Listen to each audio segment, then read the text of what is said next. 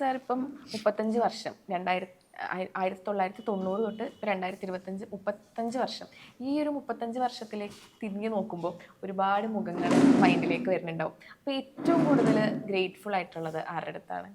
വാവച്ചൻ എന്ന് തന്നെ എൻ്റെ ഒരു ആ വാവച്ചൻ എൻ്റെ ജീവിതത്തിൽ എൻ്റെ കൂടെ വന്ന് ചേർന്ന ഒരു അനാഥൻ എന്ന് വേണം പറയാം. കാരണം വാവച്ചന് ബന്ധുക്കളുണ്ട്, പക്ഷേ വാവച്ചൻ അനാഥനാണ്. അനാഥനാണ്. ഡിഫറൻ്റ് ഏബിൾഡ് ആയതുകൊണ്ട് ആൾക്കാർ വഴിയിലേക്ക് വിട്ടു.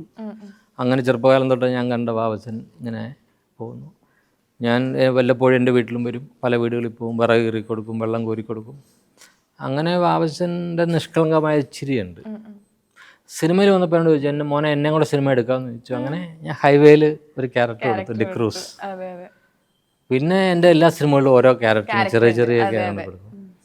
ഒരു സിനിമ ഞാൻ 2000 ചെയ്യുന്നു, കരുണം. എൻ്റെ നവരസങ്ങൾ എന്നുള്ള കോൺസെപ്റ്റിൽ ആദ്യ സിനിമയിൽ ഒരു നല്ല മുഖമുള്ള നല്ല ചിരിയുള്ളൊരു വൃദ്ധനെ വേണം.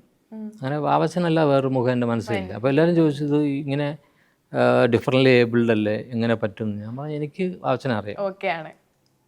അത്രയും നല്ലൊരു പെർഫോമൻസ് വേറെ എനിക്ക് തോന്നുന്നില്ല. എൻ്റെ മറ്റു സിനിമകളിൽ പോലും എല്ലാവരും അല്ലെങ്കിൽ പ്രതീക്ഷിക്കുന്നതിൻ്റെയൊക്കെ അപ്പുറത്താണ് വാവച്ചൻ തന്നിരിക്കുന്ന ഒരു കോൺട്രിബ്യൂഷൻ. അതിനാണ് എനിക്ക് കിട്ടിയ അൾട്ടിമേറ്റ് അവാർഡും ഈ ഗോൾഡൻ പീക്കോക്ക് എന്നുള്ളൊരു ഏഷ്യൻ ബെസ്റ്റ് ഫിലിം അവാർഡ് ഉൾപ്പെടെയുള്ള ഏറ്റവും കൂടുതൽ അവാർഡ് കിട്ടിയ സിനിമ. ഇന്നും വാവച്ചനുണ്ട്, 96 വയസ്സായി. ഇടയ്ക്ക് വിളിക്കും, രാവിലെ ഫോണിൽ വിളിച്ചിട്ട് ചോദിക്കും, മോനെ അടുത്ത പടം ഏതാ? വേറെ ഒന്നുമില്ല വാവച്ചൻ ചോദിക്കാൻ. അപ്പം ആ വാവച്ചനെയും ജീവിക്കാൻ പ്രേരിപ്പിക്കുന്നത് ആ സിനിമയോടുള്ള ഇഷ്ടമാണ് എപ്പോഴും. അതാണ് ഏറ്റവും ഗ്രേറ്റ്ഫുൾ ആയിട്ട്. എനിക്കെപ്പോഴും എൻ്റെ ഓർമ്മയിലെ ഏറ്റവും എനിക്കിഷ്ടമുള്ള ഏറ്റവും നല്ല ആക്ടർ അല്ലാത്ത ആക്ടർ വാവച്ചൻ. വാവച്ചൻ്റെ ജീവിതം വാവച്ചൻ പോലും അറിയാതെ ഞാൻ എക്സ്പ്ലോർ ചെയ്യാണ്. ശരിക്കും വാവച്ചൻ അറിയാതെ ചിരിക്കുമ്പോൾ ഞാനത് എടുക്കുന്നുണ്ടെന്ന് വാവച്ചൻ അറിയുന്നില്ല. വാവച്ചൻ സംസാരിക്കുമ്പോൾ അത് നമ്മൾ സിനിമയിലാക്കുന്നുണ്ടെന്ന് വാവച്ചൻ അറിയില്ല. ഇതിൻ്റെ റിസൾട്ട് എന്താണെന്നോ ഇതിലൂടെ എനിക്ക് അംഗീകാരം കിട്ടുന്നോ അതൊന്നും വാവച്ചന് വിഷയമല്ല. വാവച്ചൻ എന്താണോ അത്. ജപ്പാനിലൊക്കെ ഞാൻ കൊണ്ടുപോയിട്ടുണ്ട് ഫെസ്റ്റിവലിന്. വാവച്ചൻ അവിടെ പോയപ്പോഴും അവിടുത്തെ സെൻറ്റർ ഓഫ് അട്രാക്ഷൻ വാവച്ചനാണ്. എല്ലാവർക്കും അതും ആ മുഖം മതി. ഈ ഒരു 35 വർഷത്തിൽ ഏറ്റവും റിഗ്രറ്റ് തോന്നിയിട്ടുള്ളൊരു പോയിന്റ് എവിടെയായിരുന്നു? ജോണി വാക്കറിൻ്റെ ക്ലൈമാക്സ് ഇതല്ലായിരുന്നു. ഞാൻ മമ്മൂക്കയുടെ കഥ പറയുമ്പോഴും മമ്മൂക്കയുടെ ക്യാരക്ടർ മരിക്കുന്ന ക്യാരക്ടറല്ല. ജയിലിൽ പോയിട്ട് അവിടെ കാണാൻ ചെല്ലുന്ന കുട്ടികൾ, അവിടെയാണ് കഥ തുടങ്ങുന്നത് അവസാനിക്കുന്നത്. അത് ഈ മമ്മൂട്ടി കോളേജിൽ പഠിച്ചാൽ ആ പ്രായത്തിലുള്ള ഒരാൾ കോളേജിൽ പഠിച്ചാൽ ശരിയാവുമോ എന്നുള്ള നിരന്തരമായ പ്രൊഡ്യൂസറുടെ ചോദ്യങ്ങളിൽ നിന്ന് രക്ഷപ്പെടാൻ വേണ്ടി രഞ്ജി പറഞ്ഞു, ഇങ്ങനൊരു ഇത് കൊടുത്താലോ, കാഴ്ച നഷ്ടപ്പെട്ടുകൊണ്ടിരിക്കുന്ന ഒരു ആളാണ്, അതുകൊണ്ടാണ് കോളേജിൽ പഠിക്കാൻ പറ്റുന്നത്, റീസൺ കൊടുത്താ. അപ്പം അതിൻ്റെ എൻഡിൽ അത് മിസ് ചെയ്ത് മരിച്ചു പോകുന്നതായിട്ട്. അന്ന് എനിക്കൊരു ഇത്രയും വിവരമില്ലായിരുന്നു. അപ്പോൾ അത് ശരിയായിരിക്കും എന്ന് വിചാരിച്ചു. പക്ഷേ എൻ്റെ മനസ്സിൽ അതല്ലല്ലോ എന്നുള്ള തോന്നൽ അന്നും ഇന്നും ഉണ്ട്. ഇനിയും ഒരുപക്ഷെ എനിക്ക് ജോണി വാക്കർ റിലീസ് ചെയ്യുകയാണെങ്കിൽ എൻ്റെ മനസ്സിലുള്ള ജോണി വാക്കർ ഒറിജിനൽ എന്നുള്ള പേരിൽ ഇറക്കണമെന്നുണ്ട്. ക്ലൈമാക്സ് മാറ്റും. എന്നാലേ ഇറക്കാൻ സമ്മതിക്കുള്ളൂ. അപ്പം സാറിൻ്റെ സിനിമകൾ എന്നൊക്കെ പറയുമ്പോൾ ഇപ്പം ശാന്തം, തിളക്കം, ജോണി വാക്കർ, പിന്നെ ഫോർ ദ പീപ്പിൾ, ഇതെല്ലാം പല പല ജോണറിൽ വരുന്ന മൂവീസാണ്. ഇത് ഒക്കെ ഒരു സംവിധായകനാണ് സംവിധാനം ചെയ്തേക്കുന്നവർ പറഞ്ഞാൽ വിശ്വസിക്കാൻ ഭയങ്കര പാടാണ്. അതുകൊണ്ട് തന്നെയാണ് സാർ അത് വേഴ്സറ്റൈൽ ഡയറക്ടർ എന്ന് അറിയപ്പെടുന്നത്. അപ്പോൾ ഈ ഒരു സാറിൻ്റെ ഒരു സിനിമ സെലക്ഷൻ പ്രോസസ്സ് ഒക്കെ എങ്ങനെയാണ്? ഇതൊക്കെ തന്നെ സംഭവിക്കുന്നതാണ്, നമ്മളായിട്ടൊന്നും പ്ലാൻ ചെയ്യുന്നതല്ല. ഒരു പ്രോജക്റ്റ് പ്ലാൻ ചെയ്യും, അത് നടക്കാതെ വരും, അപ്പോൾ അടുത്ത് ചെയ്യും.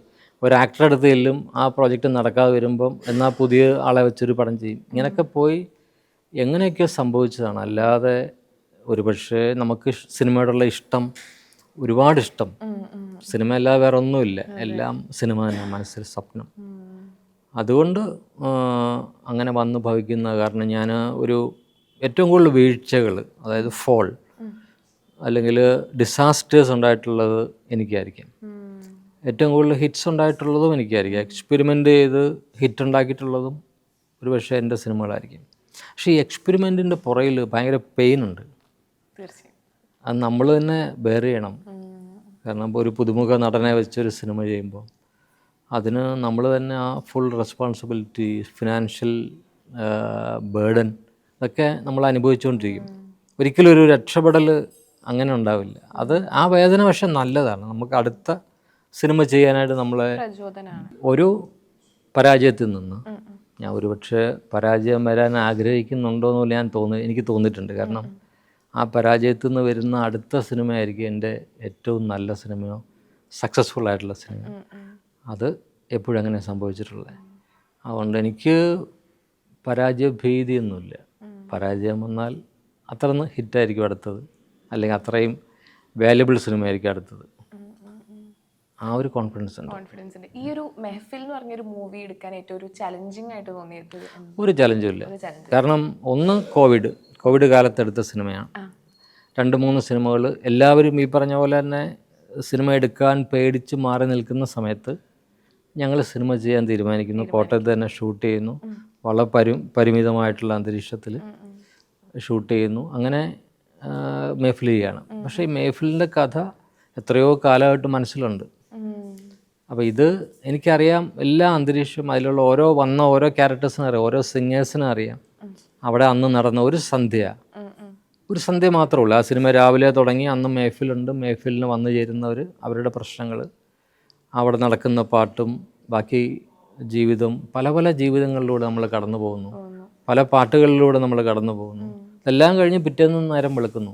അത്രേ ഉള്ളൂ സിനിമ. പക്ഷേ നമ്മളെ ചിന്തിപ്പിക്കും. വരുന്ന ഓരോരുത്തരുടെ ജീവിതവും നമ്മളോട് എവിടേക്കോ സമാനമാണ്. ഒരുപാട് പഠിക്കാൻ. കാരണം ഈ അതിനകത്ത് അഖില ചെയ്യുന്ന ക്യാരക്ടറുണ്ട്. അഖില ഒരു ഡോക്ടറാണ്. അപ്പോൾ അത് ശരിക്കും കോഴിക്കോട് മെഡിക്കൽ കോളേജിൽ പഠിക്കുന്ന കാലത്ത് ഇഷ്ടപ്പെട്ടിരുന്ന 2 ഡോക്ടേഴ്സാണ്. വിവാഹം കഴിച്ചു. പക്ഷേ പിൽക്കാലത്ത് ഈ വീട്ടിൽ വന്നിരുന്ന മുല്ലശ്ശേരി വന്നിരുന്നു അവർ. പക്ഷെ പിൽക്കാലത്ത് അവർ തമ്മിൽ അകന്നു എന്നുള്ളത് വീണ്ടും ഇവിടെ വന്നാണ് പാച്ചപ്പ് ആവുന്നത്. മനസ്സിലായി? അങ്ങനെ പലരും, ഞാനൊരു ഉദാഹരണം പറഞ്ഞാണ്.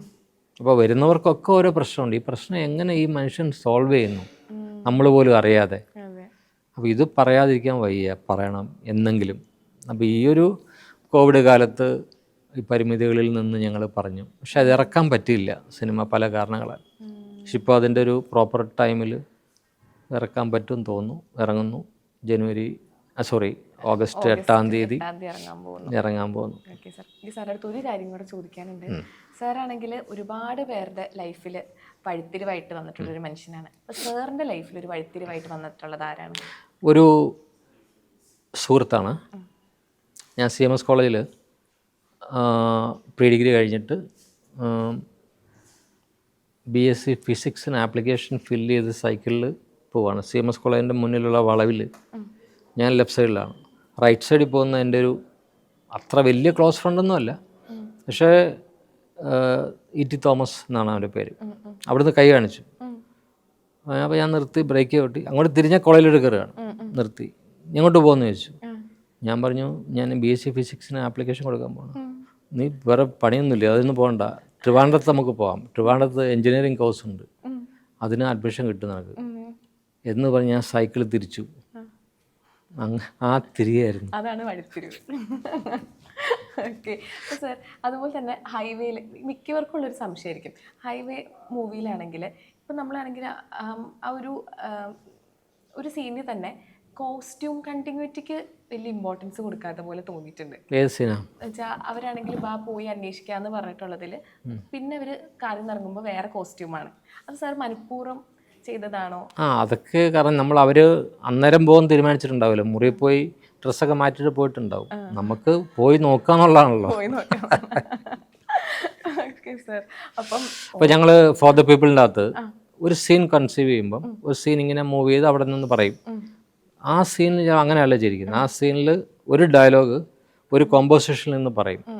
നമുക്ക് ഇന്ന പോലെ ഇന്ന ആൾക്കെതിരെ നമുക്ക് കൂടുതൽ ഡീറ്റെയിൽസ് എടുത്ത് അയാളെ ട്രേസ് ചെയ്യണം എന്ന് പറഞ്ഞാൽ നെക്സ്റ്റ് ഷോട്ട് ഇതേ ആൾക്കാർ വേറൊരു കോമ്പോസിഷനിൽ ഇരുന്നിട്ട് അതിൻ്റെ മറുപടി ഡയലോഗ് പറയുക. അപ്പോൾ അതിനെയും ഫോർ ദ പീപ്പിൾ കണ്ടാൽ മനസ്സിലാവും. ഒറ്റ സീനിലും അതിൻ്റെ കണ്ടിന്യൂവേഷൻ എന്നുള്ള പ്രോസസ്സിലൂടെ അല്ല പോകുന്നു, ഓരോ കോമ്പോസിഷനിലൂടെ. അതൊരു രീതിയിലാണ് കഥ പറയുന്ന ഒരു വേറൊരു രീതിയാണ്. അപ്പം നമുക്ക് എക്സ്പെരിമെൻ്റ് ചെയ്യാം, സിനിമയല്ലേ പറ്റുള്ളൂ. അതെ അതെ.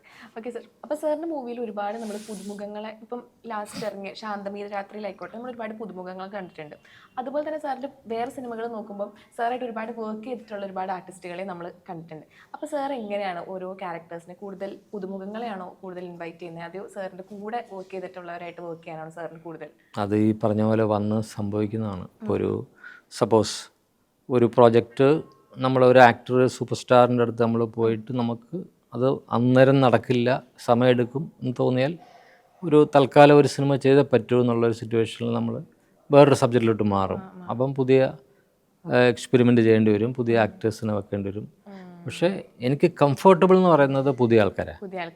കാരണം ഭയങ്കര റിലാക്സ്ഡാണ്, എനിക്ക് ഭയങ്കര സുഖമാണ് വർക്ക് ചെയ്യാൻ. കാരണം ഇപ്പം അവർ പോലും അറിയാതെ നമുക്ക് അവരിൽ നിന്ന് എക്സ്പ്ലോർ ചെയ്യാൻ പറ്റും. എനിക്കൊരു വേറൊരു ടെൻഷനും ഇല്ലല്ലോ. ഓക്കെ സാർ, അപ്പോൾ നമ്മളിപ്പോൾ ഒരുപാട് വിശേഷങ്ങളൊക്കെ പറഞ്ഞു കൂടിപ്പോയി. അതെ, thank you sir. Thank you so much.